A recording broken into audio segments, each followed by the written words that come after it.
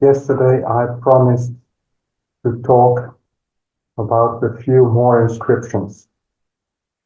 Actually, I decided in the meantime to talk about only one epitaph.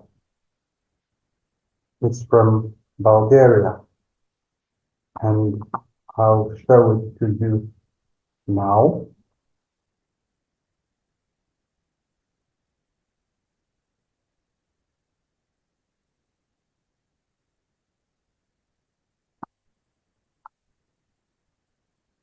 Um,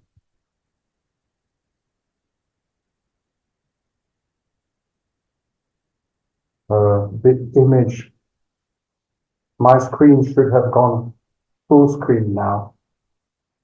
I hope you see the map on the left side of your screens and the photo of an inscription on the right side. Can you see that? Yes. All right. In the early years of the 20th century, the remains of a Roman mausoleum were discovered in northern Bulgaria, near the location of the ancient town of Melka, modern Lovech. You can see the yellow spot on the map. That's it.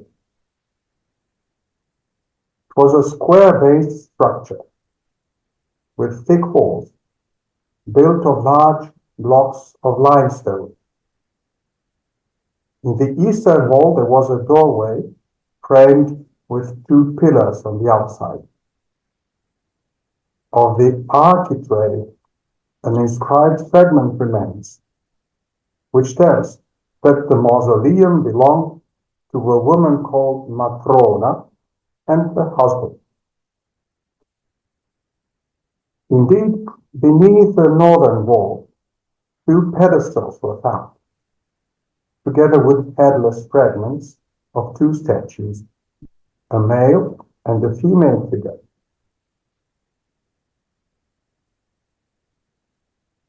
The interior of the mausoleum was a square room, with the ceiling decorated in relief. Of the marble pieces, of the marble plates that one covered the walls, one is preserved, bearing an inscription which may well not have been the only one. And there was another room below, the hypogeum, in which stood at least three sarcophagi.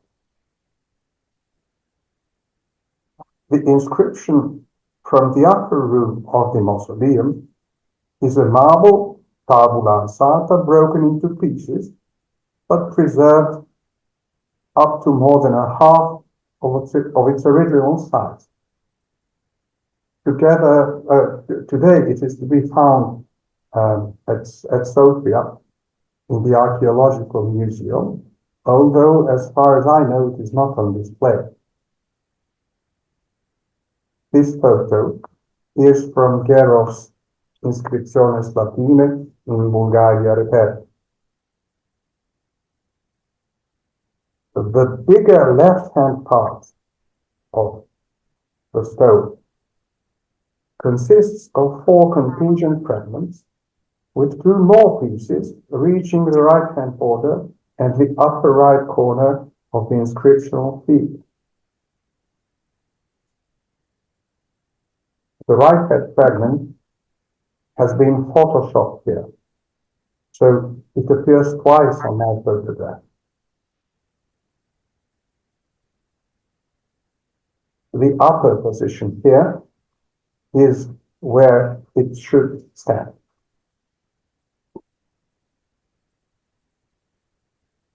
There are 15 lines of text in Latin.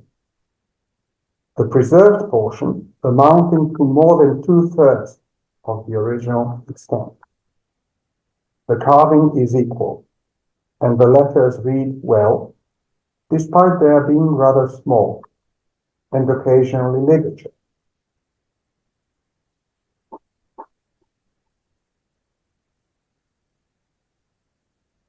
We are reading now from the photographs given by Gale.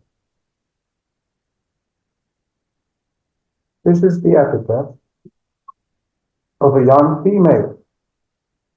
At the age of 14 is mentioned in lines 3 to 4. It's here, 14 years. Her parents were alive at the time of her death.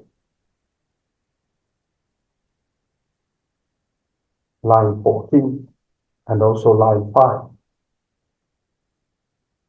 She was married.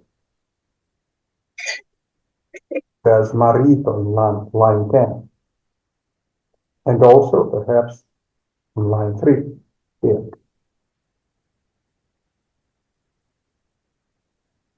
This last observation, that she was married, becomes remarkable in view of the phrase mea virginitas in line 12. Through the use of virgo to refer to a young married woman is not entirely strange to the language of Latin poetry. The same thing happens in plain Latin with the word puella. It can mean, and it easily means, a young married woman. But the actual term, virginitas, does by all accounts imply and mean virginity. Its present occurrence then will not only call for an explanation, but could also serve as a clue. Clues indeed are much needed if we are to advance beyond isolated remarks towards a veritable reading of the epitaph. This has not been fully achieved, despite several good observations and a valuable attempt at restitution by Sir, the French archaeologist, who first described the mausoleum and read the inscription.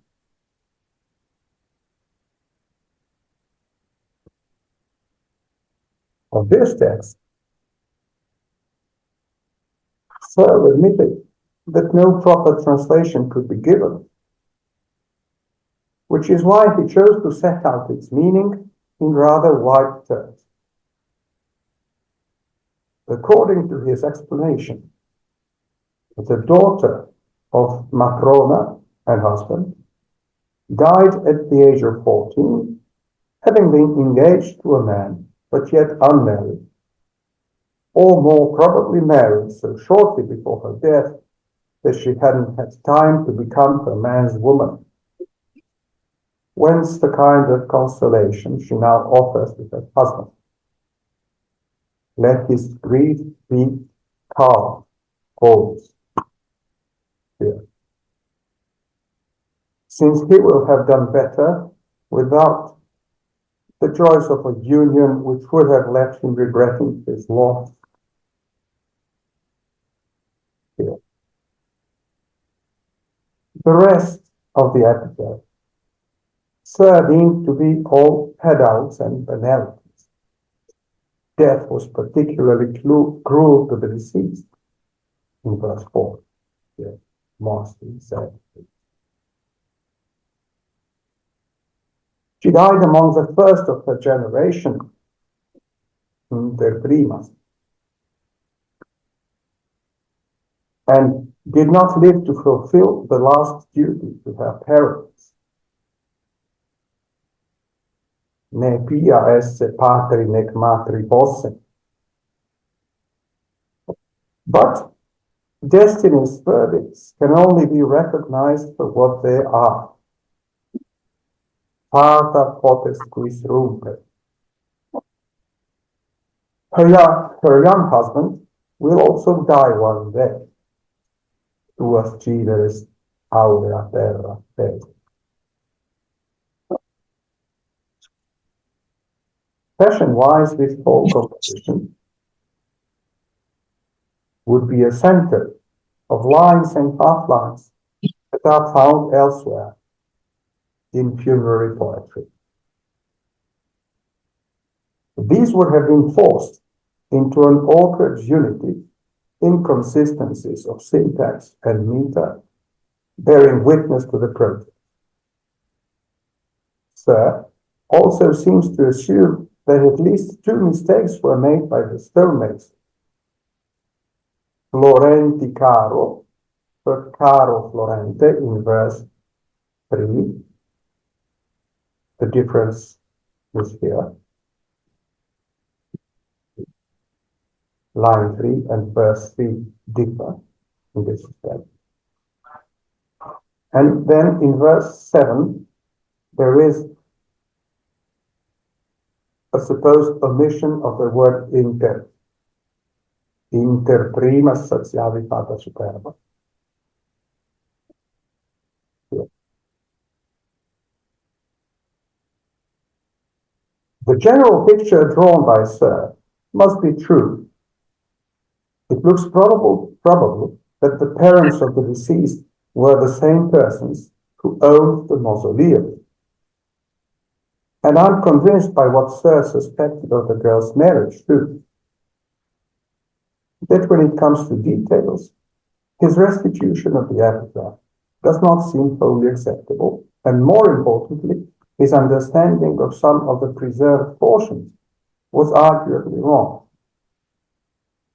I propose then to reopen the file and look for more insight into the form and meaning of this epitaph.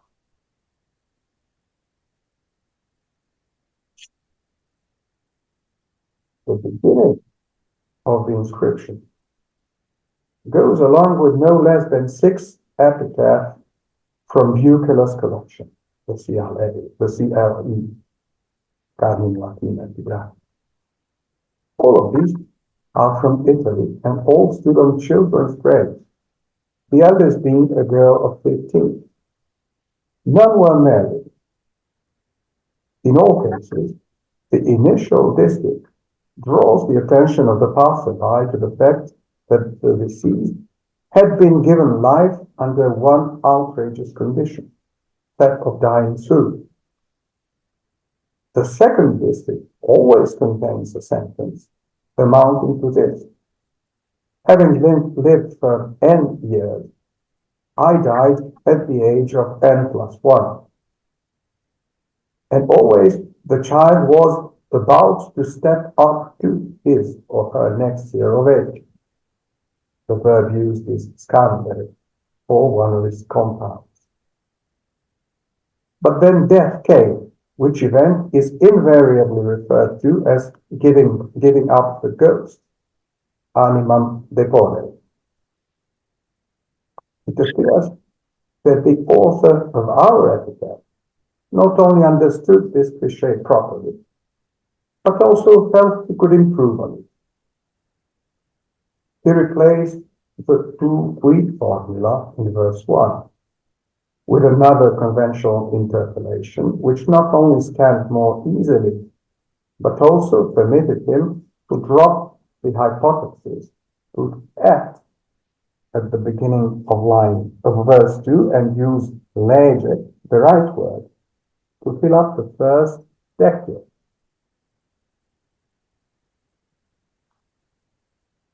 Similar consideration seems to lie behind the substitute he gave from quam indigne.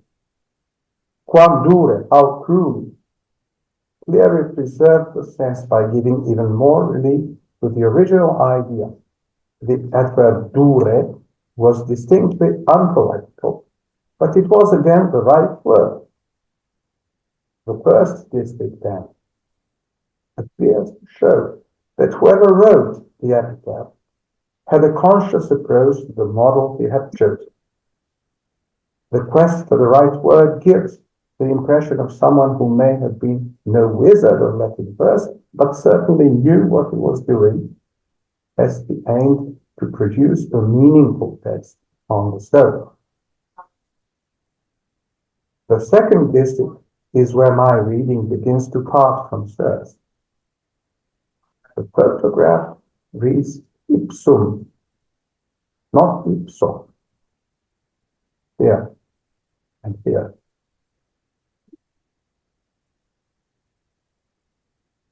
There seems to be no way out of taking this ipsum to look forward to annum in line 4, with ipsum marcebam in decimum quartum annum. I take it that instead of following the cliché closely by saying, I lived for 13 years and died as I became 14, our epitaph has it this way: I withered all along, marcebam, to my 14th year of age. Marcebam suggests a lingering illness. It appears that the girl was chronically feeble. Note the imperfect tense, which leaves us yet expecting until the perfect comes with the point. Mors misera fui. I met a ferocious death. The words ipsum in decimum quartum annum make it seem that she died on her 14th birthday. The verb marcere stands here in obvious contrast to what comes immediately after it. Florenti, line 3 and verse 3, was taken by Sir to be part of an ablative absolute, caro florente marito, and the actual wording florenti caro marito had to be a mistake one way or another. But the real question is one of purpose. Why should we be told specifically that while the poor girl was ill, her husband was healthy? Is it all about mentioning the fact of their marriage? This cannot be the only motive, since the husband reappears in line 10 anyway. It's here. Assuming that the phrase Florenti caro marito is correct as it reads, nothing prevents us from taking Florenti as a dative, not ablative, and the text seems to make enough sense. The dative would be one of advantage or disadvantage, to be taken with marcebam. I withered before the eyes of my dear husband, the vigorous man.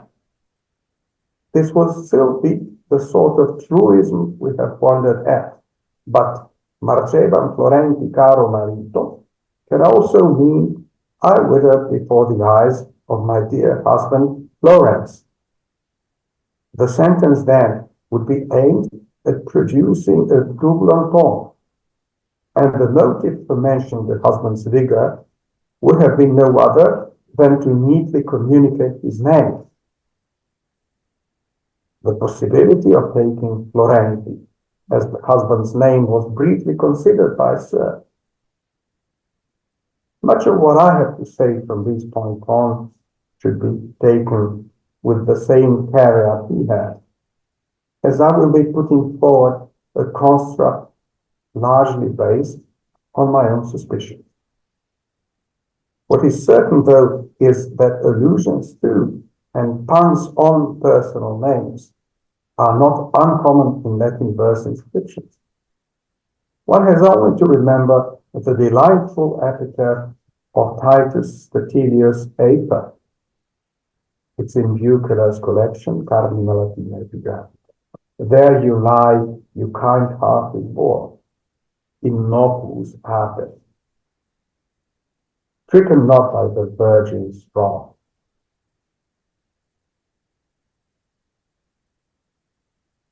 I will argue that in the case of our inscription, it is possible to follow this path beyond the one mention of Florens Maritus, verse 3. This will ultimately lead me to the hypothesis that the name gang was an important aspect of this epitaph as a whole.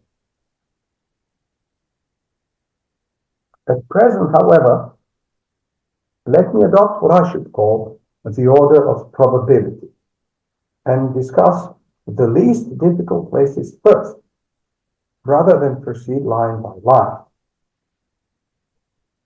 The text, as we have it, admits the conclusion that the epitaph ended with two distinct messages to the living. Here.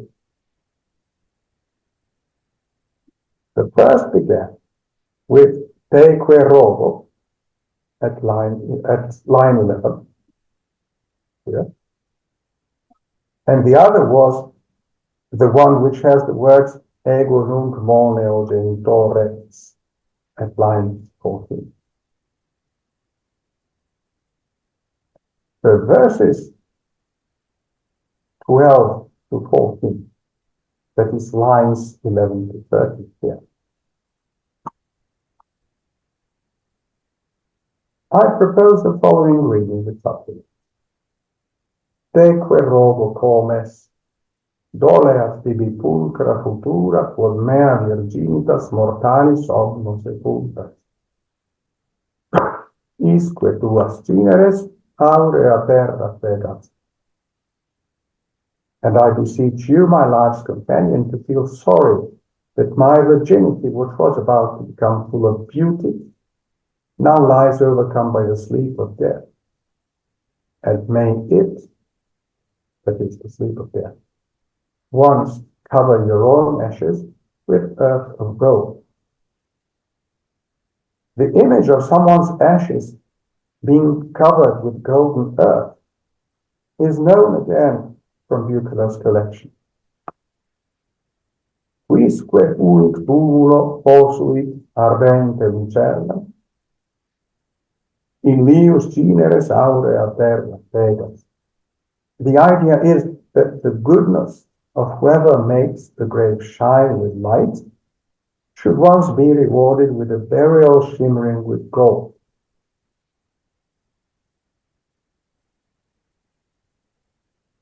In our case, the original motivation has disappeared, but the wish remains. May the husband once receive a burial equal to his loyalty and grief. The term comes in the antidote. Yeah. Typically refers to wives rather than husbands. This particular detail puts a mark of inferiority on the person of the husband here. Which sort of inferiority, one can only guess. But we may relate this to the observation that the healthy young man, Florence, had married a sick daughter of wealthy parents, and that notwithstanding the marriage, the girl's burial took place in her parents' mausoleum. The other message goes to the parents of the deceased.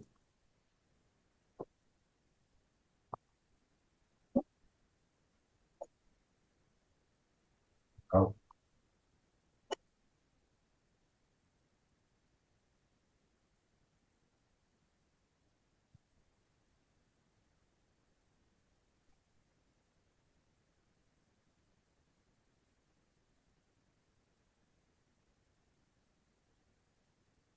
The lacuna in line 13 here cannot contain both the ending of verse 14 and the whole first half of verse 15. The caesura of verse 15 comes then between moneo and the genitores. Here, this is the caesura of the line of the hexameter. Consequently, the next lacuna, the one in line 14, yeah, occupies such a position that the subsequent rompere nemo in line 15 cannot possibly be the ending of verse 15. Again, these words cannot constitute the beginning of verse 16 since there does not seem to be room enough for verse 16 to stretch out thereafter. It is therefore necessary to take the words rompere nemo as belonging to the second hemistic of verse 16, to be supplied with a final word which must have stood in line 15 here, at roughly the same distance from nemo, as is the one between nemo and the foregoing rompere, here on the photograph. Yeah. Now, if the final hemistick begins with a dactylic word, then it must be the latter part of a pentameter, and we shall have to supply an iambic word at the end, while the first half of the pentameter must be covered by the lacuna in line 14. Here.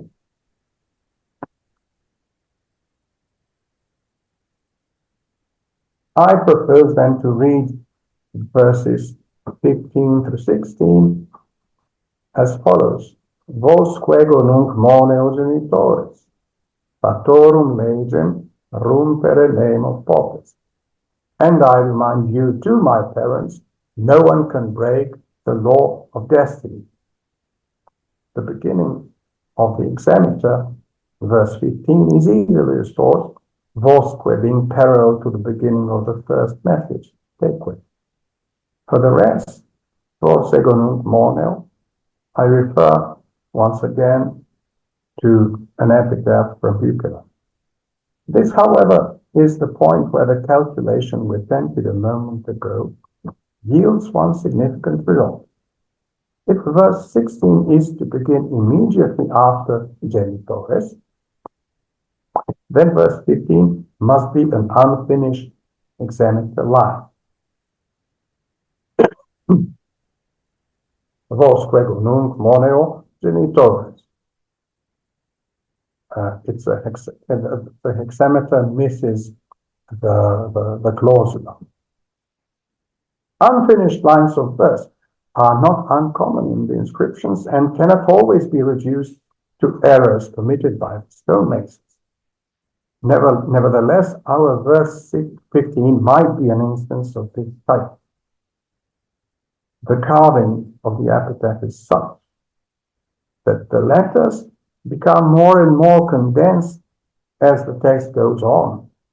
But then suddenly there comes a point where the carver realizes that there is more than enough space for the remaining text, after which he expands the content of the last line rather widely, as is clearly seen on the photograph.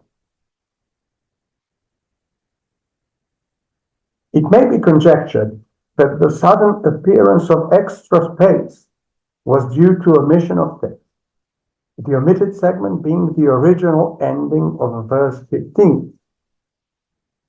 This could have contained text which was both omissible without crippling the sentence and susceptible to being left out by a saut du même même, something like this. Vos quego nunc moneo genitores vosque parentes. The word parentes would have meant not parents but relatives, a sense not uncommon in post-classical and later Latin usage. But since parentes and the genitores could also be and usually were synonyms, the omission here would have been caused by both the form and the meaning of the two words. Serves restitution of the segment going from line 9, abim pia fata, to line 11, reliqui, develops the theme of the unconsumed marriage and at the same time provides a miniature account of the immediate circumstances that led to the girl's death. Serres supplements, however, all sorts of conviction. No matter how we understand the phrase thalamos reliqui, it is difficult to conceive an action being performed by the agent reluctantly after her death, post mortem in vita. As for the clause expected after dissertata die ut, with reliqui we are rather badly served.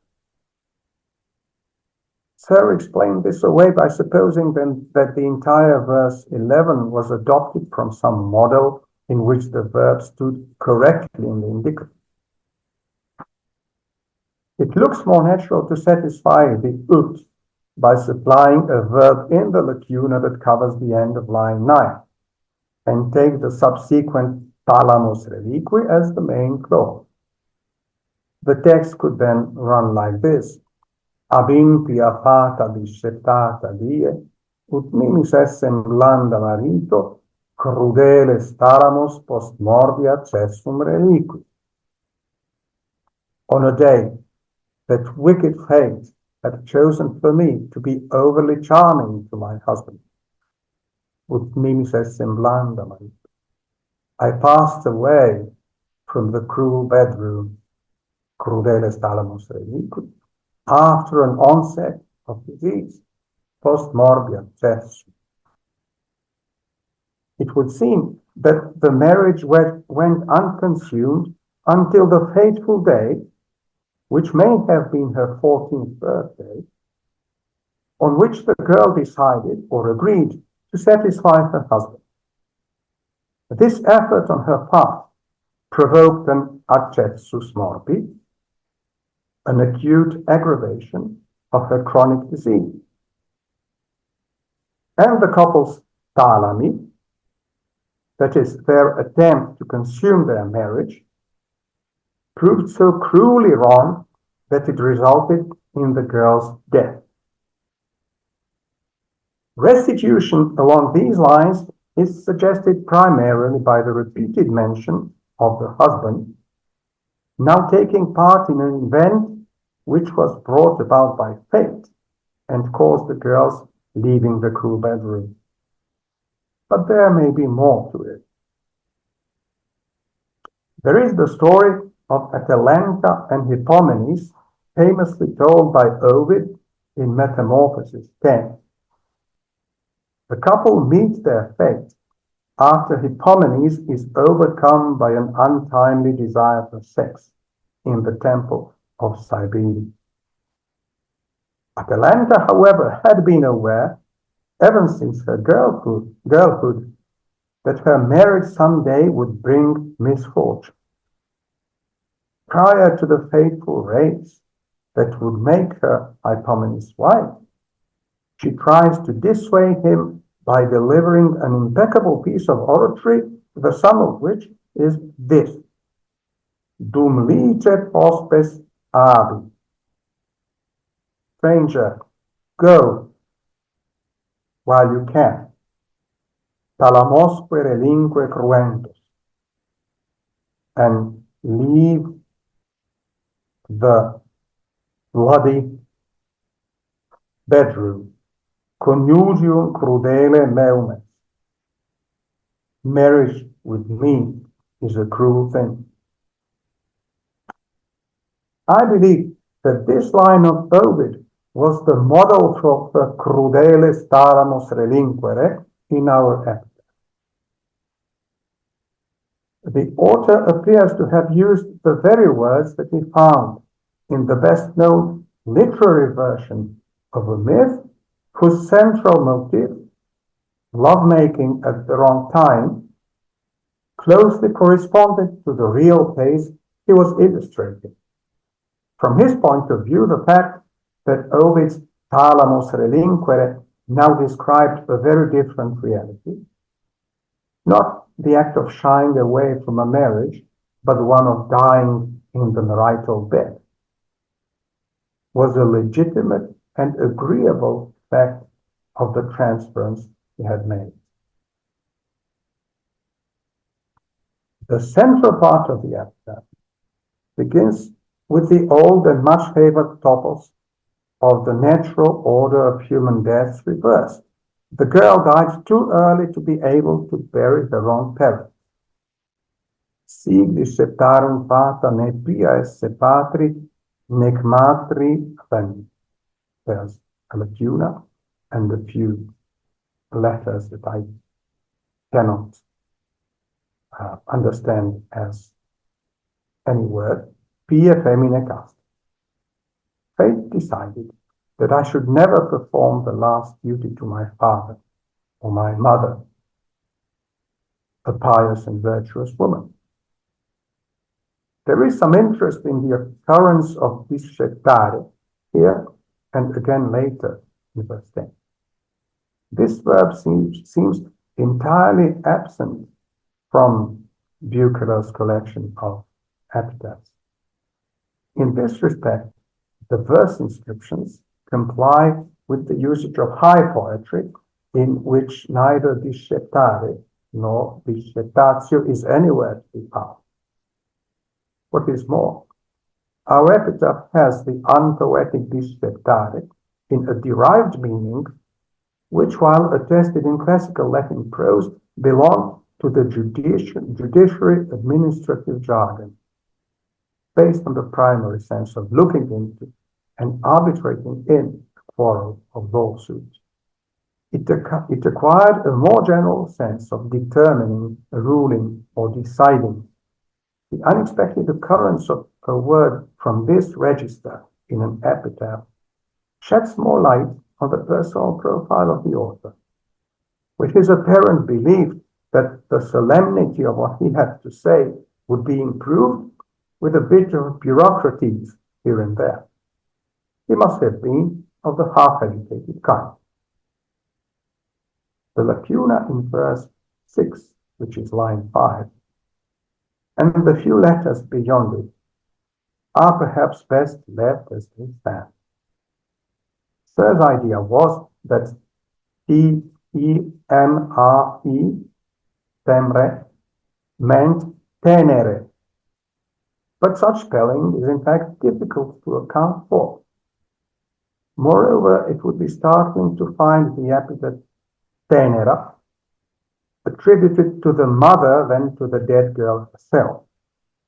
The epitaphs often have tenera et, teneri anni, tenerum corpus, tenera membra, to the point that the qualification tener seems virtually reserved for the young deceased.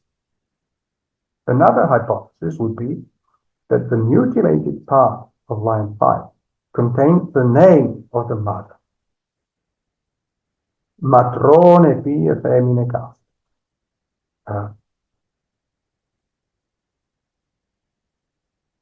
So this would be the end of one of her names, and then MRE would function as an abbreviation, a contractive abbreviation. The woman called Matrona would of course be the one whose name appears on the architrave of the mausoleum. Still, to take MRE as a contractive abbreviation looks much too forced, the more so as the hedera at the end of the line proves there was no lack of space.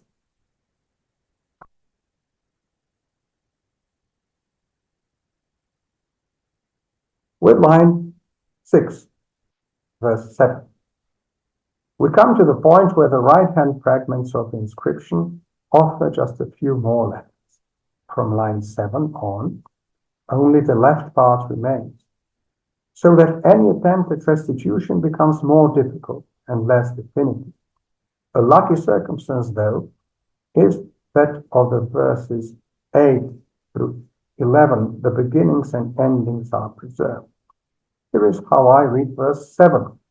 Propietate lacrimas satiavi pata superba.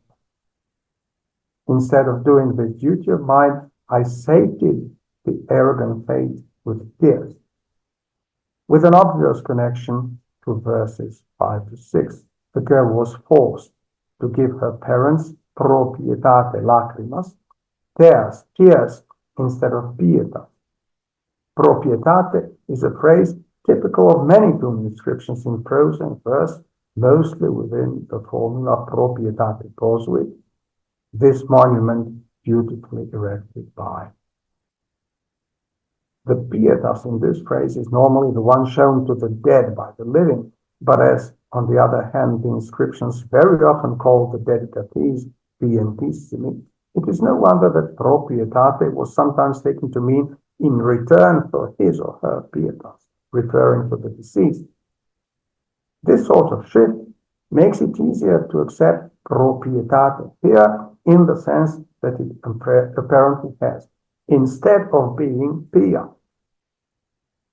After propietate lacrimas, one anticipates prestiti, or something like that. What comes instead is an unexpected turn. It looks as if two consecutive ideas had been squeezed together to form an indistinct unity. What would normally be worded like this: parentibus propietate prestiti lacrimas, quibus fata superba satiari, became propietate lacrimas satiari fata superba. You say lacrimas fata satiari, literally I sated tears, instead of using the ablative lacrimis with tears, was not impossible. But the double accusative was an occasional solution for the ever-present dilemma concerning the choice of a direct object for a number of different verbs.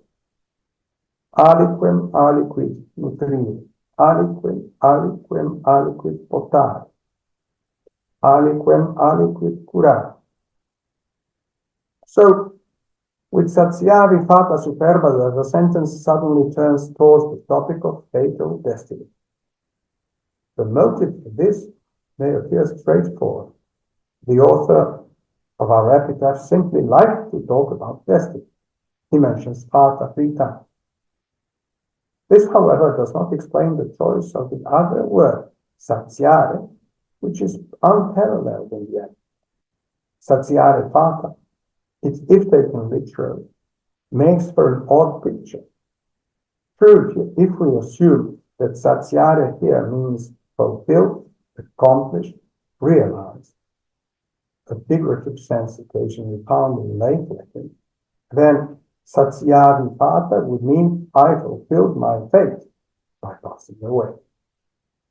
But the doubt remains whether we can take the verb metaphorically and still allow for the double accusative. The literal interpretation, therefore, looks more probably with a further suspicion that if the author built an awkward sentence around a bizarre expression and did so in the middle of a text for which he was relying on commonplace ideas and ready formulas, he must have had some strong motive to depart from the conventional. Judging by the extant beginning of verse 8, nomine, this segment of the epitaph is where the name of the deceased was given. For this line and the next, I venture to propose the following restitution. Nomine quae satia genitoria evaresto vocabat, qui nunquam celeratus erat, quod, and so on.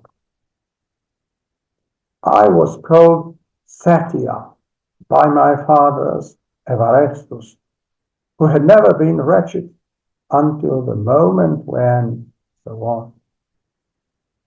This would mean that the oddities of verse 7 were there to prepare the ground for the subsequent pun on the personal name. Satiavi, Satia. The rest of my supplements is based on the assumption that qui at the beginning of verse 9 refers back to some male person mentioned in verse 8. This person is very probably the father. As already shown, there is a strong possibility that both the husband and the mother of the deceased were mentioned by name in verse 3 and 6 respectively. The father's name now would, so to speak, conclude the list of mourners. Genitori would be a dative of the agent, looking forward to vocabat. My father used to call me Satia. In the epitaphs, the mention of the parents as the callers of the name is often purely conventional. A well-known early example of this is one in Bucula, in which the name of the deceased is thus introduced nomen parentes nominarum Claudiam. Both this wording and the one I have supplied for our epitaph may appear strange, since a parental couple in which the male partner was a Claudius could not help calling any daughters Claudia. However, other examples suggest that this point should not be pressed too far. Any attempt at filling the lacuna which opens after who never, qui nunquam, has to be based on what comes after the lacuna, the day chosen by fate, etc. The text in its present state still allows us to grasp the general sense. The father has never been as utterly devastated by anything as he is now by his daughter's death. With SC immediately before the lacuna, the choices are few. Qui nunquam scierat leaves us in want of an accusative object. A subordinate clause would be too clumsy for the space, and it is difficult to see how this could be provided without really vexing the idea. On the other hand, sceleratus is a genuine tombstone word, and with qui nunquam sceleratus erat, we come fairly close to the required sense. My next point is about the mere or even faint possibility. Suppose that the supplement I have proposed for verse 9 here is correct. The middle section of the epitaph then reads, I was called, name, by my father, name, who had never been sceleratus until one day, the day that wicked fate had chosen for me to be overly charming to my husband, I passed away from the crew bedroom after an onset of disease. Now, why should the very natural idea of a father's being shaken by his daughter's death be put in words in such an oblique manner by saying that it had not been devastated before that death? This again is an oddity, not unlike the two that we have seen previously, the one with stating one's fate, and especially the one with the girls being ill while her husband was healthy, in verse 3. With the supplement, genitorie varesto, in verse 8, I propose to explain this last word as another pun on a personal name. It is conceivable that the girl's father had a cognomen, dubbing the bearer a good man. It is in this sense that he might be called nunquam sceleratus, never wicked.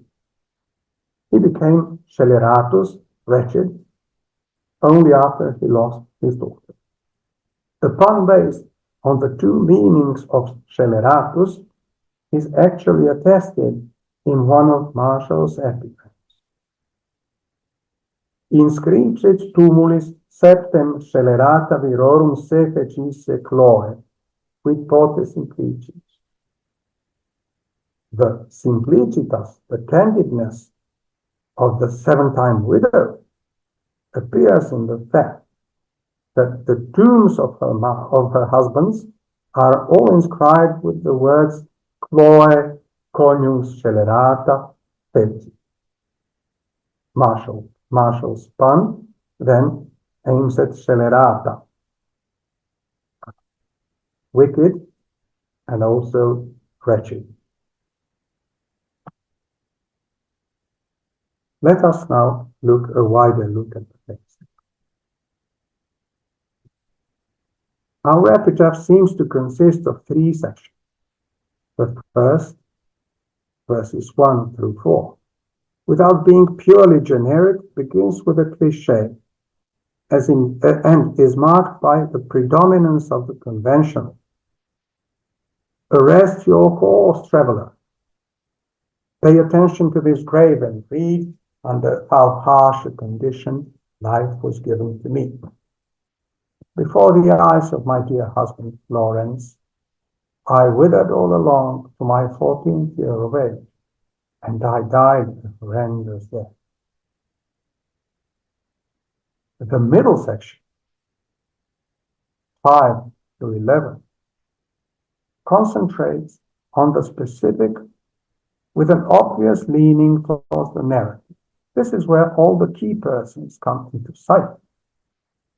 Let me emphasize that in making them appear under their names, my intention has been to point at an interesting possibility without ever thinking it could be made into a probability.